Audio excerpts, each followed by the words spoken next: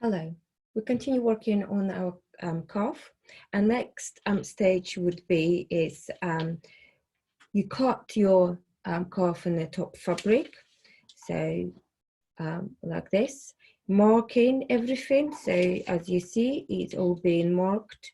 My opening of the calf is being marked and transferred. All that information been transferred into the calf. So because obviously I'm making two, so you split and you've got completely the same two calves with your seam allowance. So you have 5 centimeter seam allowance at the bottom of your calf, so 2.5 where you join the calf with the sleeve, and 2.5 on each side of the calf, okay, for our little band. Now, after when you done that, the next part would be is to cut your linen. So you've got linen on a straight of grain of the linens, okay, so straight of grain. You cut exactly the same shape as your calf, and you add the seam allowance only into the sleeve seam, because that's the part will go into your sleeve, and that's the part will hold the linen into the place.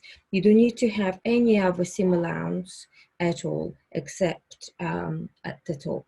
So now the linen is excellent to, you know, as the backing, as to support for the calf.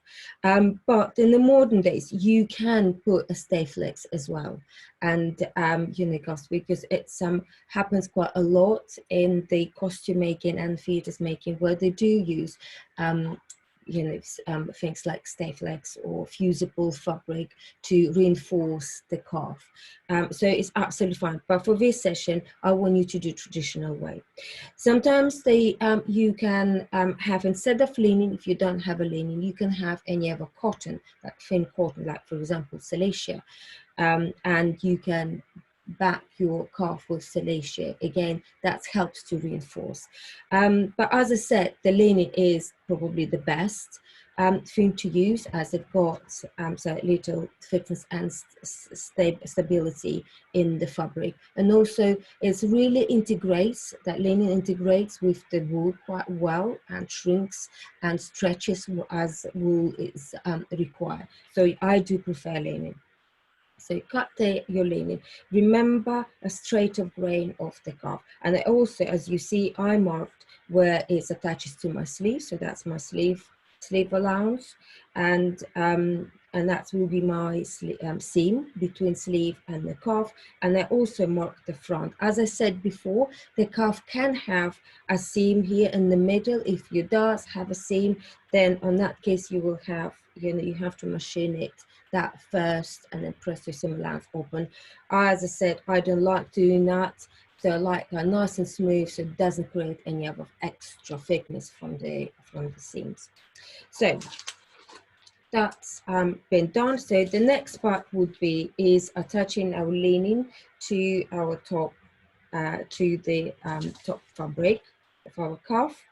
They're applying on top of each other, so just move that out of the way. So I've got one layer, and you place it that in the area, so we don't have any other seam allowance except at the top of our calf. Okay, so that's okay, so that's the seam. So remember, that's the seam where you are touching your calf with the sleeve. So it's very, very important to know that. Don't have any other seam allowance. So place it, my calf in that area. So now I'm going to attach it. So it's with a big stitchings. With again, use the tacking thread and just attach your calf.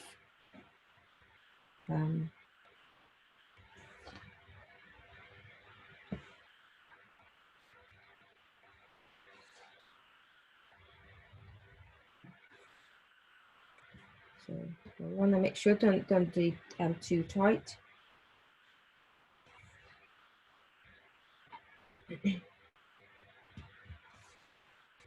Again, different tailors do different ways. So this is my way, so you have to remember this is my way I do it, and it works for me. Okay. Okay. Now I'm going to attach it cross way like that. Okay. So my calf lays flat so it doesn't move.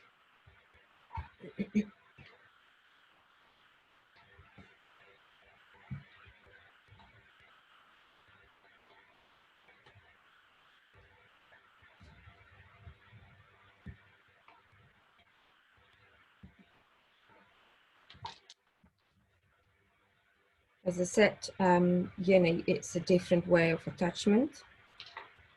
So I'll attach.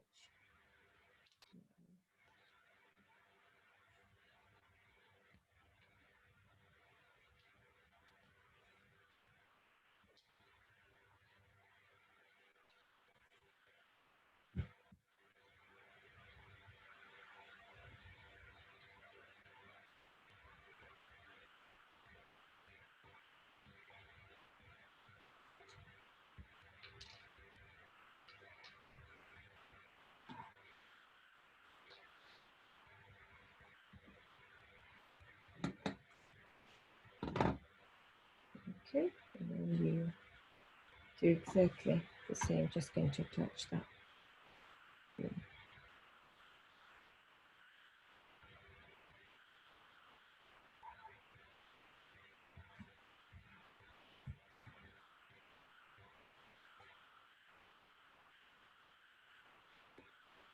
Okay, that's flat. It's nice. So the reason I'm doing it that way, so it gives lining flexibility as well. And so when I'm, you know, going to finish it off, you know, the lining can move with the wool at the same time. Okay, so your calf is ready to be machined into this into the sleeve. So I'm going to do demonstration how to do that in the next lesson. Bye.